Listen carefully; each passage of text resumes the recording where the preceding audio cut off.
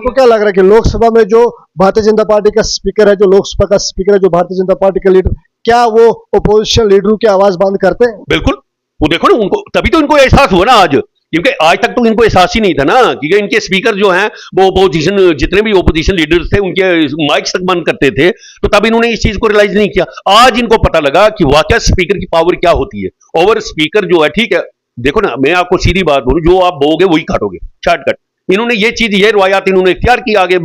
अपने एनसी ने भी यही चीज आगे चलाई है, तो इसमें कौन सा इन्होंने ये किया? 10 साल के बाद यहाँ पर चुनाव है, आखिरी चुनाव 2014 में, तो उसके बाद 2024 में, तो लोगों को बड़ी उम्मीद थी जब जम्मू कश्मीर की असेंबली लगेगी तो कहीं ना कहीं जो लोगों के बुनियादी मुद्दे हैं जो पिछले 10 साल से पेंडिंग थे वो उजागर किए जाएंगे। जिस तरह पहले सेशन के दौरान लगातार 4 दिन हो गया, आज असेंबली में पिछले 2 दिन से हंगामा चल रहा है, क्या आइंदा आने वाले सेशन में या आइंदा आने वाले कुछ दिनों के बाद जब जम्मू में असेंबली लगी, क्या आपको लग रहा है कि लोगों के मुद्दे, जो बुनियादी मुद्दे हैं, जो लोगों को तवक्कात है, उन्हें उजागर किया जाएगा इस तरह के असेंबली? मैं आपको क्लियर कट बोलूं, इलेक्शन से पहले भी मैंने यही चीज अपनी कैंपेन में बार बार, मैं बाकी स्टेटों की बीजेपी के बारे में नहीं बोलूंगा, मगर ये चीज मैंने इलेक्शन से पहले, आप मेरी कोई भी मेरा वो देख लेना जलसा, वहां पर मैंने लोगों को इसी बारे में अवेयर कर रहा था कि जो जम्मू कश्मीर की बीजेपी है, ये जम्मू कश्मीर के अवाम के हित में 1% भी नहीं छोड़ती, और आज उसका रिजल्ट ये खुद जम्मू कश्मीर के अवाम असेंबली में आज 4 दिनों से देख रही है। मैं क्लियर आपको कर दूं, जो जम्मू कश्मीर के जितने भी बीजेपी के एमएलए हैं, वो कोई भी जम्मू कश्मीर के अवाम के हित के बारे में बिल्कुल न सोचेंगे, और ना ही ये आने वाले दिनों में उमर अब्दुल्ला साहब को जम्मू कश्मीर के अवाम के लिए, जम्मू कश्मीर के बेरोजगारों नौजवानों के लिए या डेली वेज वर्करों के लिए सोचने देंगे, ना ही ऐसा कोई बिल पास करने देंगे। ये मेरी बात आज आप नोट कर लें। आपको लग रहा है कि भारतीय जनता पार्टी को जो रेजोल्यूशन के खिलाफ हंगामा किया, इसके बजाय उन्हें जो है दरबार मुंह के हवाले से लड़ाई लड़नी? बिल्कुल, देखिए ना, आप देखो, हमारा दरबार मुंह होता था, हमारे जम्मू वाले बिजनेसमैन 6 महीने में 12 महीने की जो रोजगार 6 महीने में पूरा कर लेते थे, वो इन्होंने, वो भी बीजेपी की देन है ना, दरबार मुंह बंद करना बीजेपी की देन है। मैं आपको बार बार यही चीज बोल रहा हूं, आने वाले सेशन में देख लेना, इन्होंने कोई भी ऐसा बिल पास नहीं होने देना है जो जम्मू कश्मीर के अवाम के हित में होगा, जो डेली वेज के हित में होगा, जो जम्मू कश्मीर के नौजवानों के, बेरोजगारों के हित में होगा। ये कोई इन्होंने डेवलपमेंट करने नहीं देनी है, क्योंकि इनको पावर का नशा है, वो पावर का नशा इनको निकल गया, जिससे ये बौखलाहट इनकी दिख रही है। और इन्होंने बिल्कुल ही, ये मेरी बात अब याद रखना, इन्होंने कोई भी बिल जो हम लोगों के फायदे के लिए होगा, उमर अब्दुल्ला साहब से इन्होंने पास करवाने नहीं दिए। जम्मू कश्मीर यूनियन टेरिटरी के असेंबली में पहले सेशन के तीसरे रोज एक रेजोल्यूशन जो है वो पेश किया गया, और रेजोल्यूशन जो है वो नेशनल कॉन्फ्रेंस के लीडर और जम्मू कश्मीर यूनियन टेरिटरी के deputy chief minister Surinder Chaudhary की जानिब से पेश किया गया, और इसे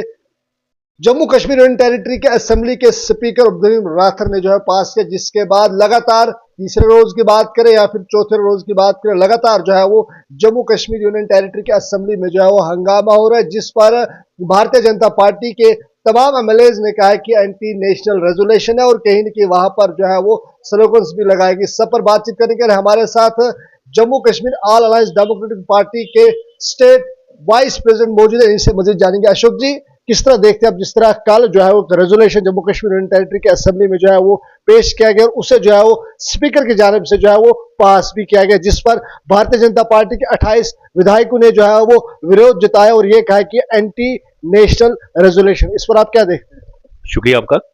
मैं तो ये कहूंगा कि रेजोल्यूशन जो पास किया, मैं बताते खुद ये जानता हूं कि ये जो रेजोल्यूशन है जम्मू कश्मीर के अवाम के हित के लिए है। तो इसमें जो ये वो रेजोल्यूशन है जो हमने 2019 में बीजेपी ने हम लोगों से छीना था, और मैं ये समझता हूं कि जो हमारे सीएम साहब हैं, उमर साहब, ये आज की सोच के लीडर हैं, और ये वही काम करेंगे जो जम्मू कश्मीर के अवाम के हित में होगा, जो जम्मू कश्मीर के नौजवानों के हित में होगा, जो जम्मू कश्मीर की डेवलपमेंट के लिए होगा। और इसको अगर बीजेपी वाले इसको एंटी नेशनल कह रहे हैं कि ये जो रेजोल्यूशन है ये एंटी नेशनल है, तो ये मुझे साफ दिख रहा है कि ये बीजेपी वालों की बौखलाहट है, क्योंकि शायद आपने देखा होगा कि इलेक्शन से पहले ये क्लियर कट ये चीज़ इन्होंने डिफाइन की हुई थी कि जम्मू कश्मीर में हमारी हुकूमत होगी और जम्मू कश्मीर में हिंदू सीएम होगा। और आपको ये मैं कहना चाहूँ कि ये जो रेजोल्यूशन जो जिन्होंने प्रोड्यूस किया, ये हमारे डिप्टी सीएम सुरिंदर चौधरी जी है, वो भी एक हिंदू हैं। अगर ये एंटी नेशनल होता तो वो बीइंग हिंदू इसको कभी भी असेंबली में न रखते पास करने के लिए। तो इसमें जहां तक रेजोल्यूशन का इशू है तो ये ठीक है, ये जम्मू कश्मीर के लोगों के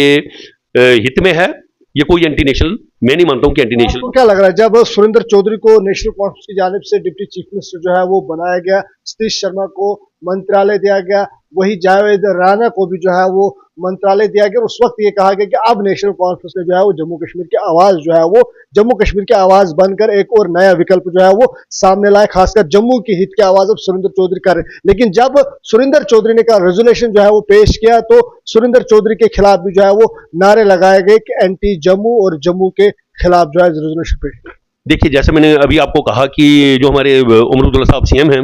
वो आज की सोच के लीडर हैं। वो उन पॉलिटिशियन वाले नहीं हैं जो मतलब बस यस मैन जिसको आप कह सकते हो, वो यस मैनू में से नहीं है। और आने वाले वक्त में भी मुझे ये लग रहा है कि हमारे सीएम साहब वही काम करेंगे जो जम्मू कश्मीर के अवाम की लिए होगा, जो उनके फायदे के लिए। आपको लग रहा है कि सुरेंद्र चौधरी सही मायने में जम्मू सूबे की आवाज? वही वही वही मैं कहना चाहता हूं। आज की सोच की वजह से ही हमारे सुरेंद्र चौधरी जी डिप्टी सीएम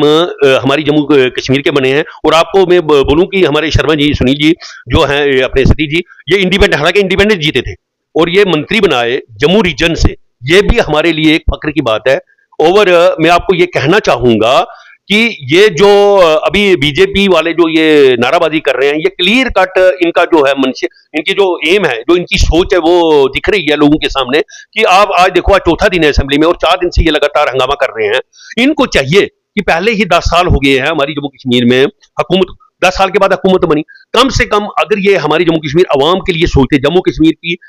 नौजवान की बेरोजगारी के बारे में सोचते, डेली वेजेस जो 30-30, 32-32 साल से जो सड़कों पर हैं, कहीं तो जिन्होंने खुदकशियां कर ली, उनके बारे में डिस्कस करते, तो मैं बोलता कि जम्मू कश्मीर की जो बीजेपी है, ये जम्मू कश्मीर के अवाम के लिए सोचती है। लेकिन भारतीय जनता पार्टी के माने कि 370 हटने के बाद यहाँ पर वाल्मीकि समाज को जो है वो राइट्स मिले, यहाँ पर उन महिलाओं को राइट्स मिले जिन महिलाओं की यहाँ से शादी जो है वो होकर दूसरे किसी रियासत में गए थे, उन्हें जो है वो पीओजे के रिफ्यूजीज को जो है यहाँ पर राइट्स मिले। कि ये राइट्स तभी मिले जब हमने 370 को हटाया। अगर दोबारा ये बहाल करने की कोशिश करेंगे कहीं न कहीं, जिन्हें राइट देंगे उनसे राइट्स छीने। देखिए, इनको राइट्स देने के लिए 370 हटाना कोई जरूरी नहीं था, वो अलग से एक बिल पास कर सकते थे, इसको 370 खत्म करने की जरूरत नहीं थी। ठीक है, 370 तो एक इन्होंने मुद्दा बना लिया कि 370 हमने खत्म करना है। 370 खत्म, कोई भी आप मुझे एक बात बोलिए कि असेंबली में कोई भी अगर बिल नया कोई ऑर्डर इंप्लीमेंट होता है तो क्या उसके लिए क्या पुराने ऑर्डर्स को क्या उनको खत्म कर लेते हैं? तो नया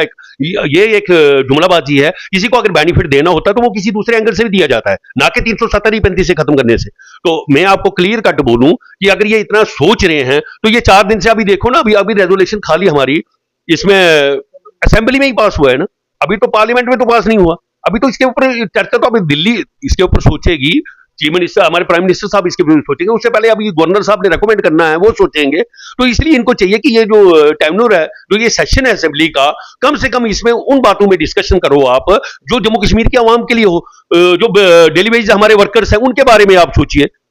आप बेरोजगारी के बारे में सोचिए, डेवलपमेंट के बारे में सोचिए। वो ये सारे मुद्दों से ये लोग जो है पूरी असेंबली को बिल्कुल वो कर रहे हैं, दरकिनार कर रहे हैं। वहां पर भारतीय जनता पार्टी ने स्पीकर पर भी इल्जाम लगाया कि जो इस वक्त Jammu Kashmir union territory assembly के स्पीकर अब्दुल राठौर ये नेशनल कॉन्फ्रेंस के एजेंट बनकर जो यहाँ पर काम करे। इस हवाले से आप कैसे देखेंगे कि स्पीकर जो है वो, स्पीकर के सामने सारे एमएलए जो है वो बराबर होते, लेजिस्लेचर बराबर। आप मुझे एक बात बोलिए, आप चलो ये तो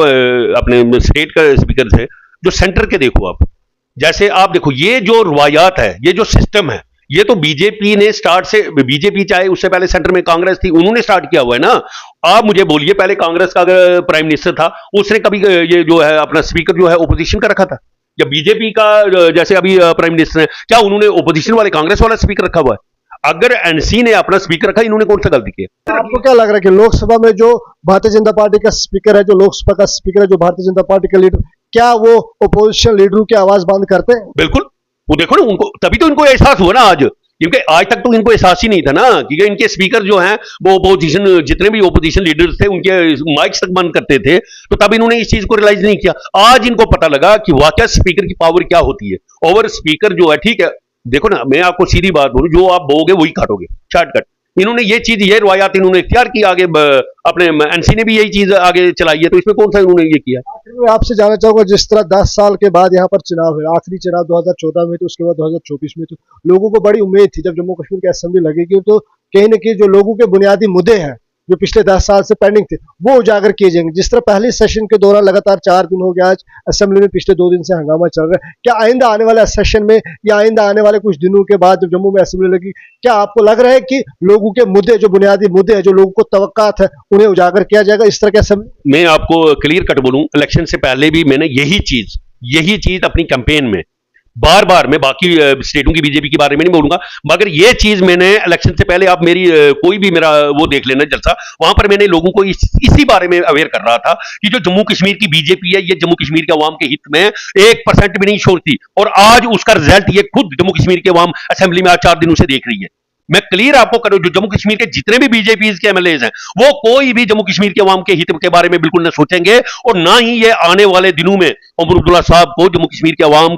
के लिए, जम्मू कश्मीर के बेरोजगारों नौजवानों के लिए या डेली वेज वर्करों के लिए सोचने देंगे, ना ही ऐसा कोई बिल पास करने देंगे। ये मेरी बात आज आप नोट कर लें। आपको लग रहा है कि भारतीय जनता पार्टी को जो रेजोल्यूशन के खिलाफ हंगामा किया, इसके बजाय उन्हें जो है दरबार मुंह के हवाले से लड़ाई लड़नी? बिल्कुल, देखिए ना आप, देखो हमारा दरबार मुंह होता था, हमारे जम्मू वाले बिजनेसमैन 6 महीने में 12 महीने की जो रोजगार 6 महीने में पूरा कर लेते थे, वो इन्होंने, वो भी बीजेपी की देन है ना, दरबार मुंह बंद करना बीजेपी की देन है। मैं आपको बार बार यही चीज बोल रहा हूं, आने वाले सेशन में देख लेना, इन्होंने कोई भी ऐसा बिल पास नहीं होने देना है जो जम्मू कश्मीर के अवाम के हित में होगा, जो डेली वेज के हित में होगा, जो जम्मू कश्मीर के नौजवानों के बेरोजगारों के हित में होगा। ये कोई इन्होंने डेवलपमेंट करने नहीं देनी है, क्योंकि इनको पावर का नशा है, वो पावर का नशा इनको निकल गया, जिससे ये बौखलाहट इनकी दिख रही है, और इन्होंने बिल्कुल ही, ये मेरी बात आप याद रखना, इन्होंने कोई भी बिल जो हम लोगों के फायदे के लिए होगा, उमर अब्दुल्ला साहब से इन्होंने पास करवाने नहीं देना।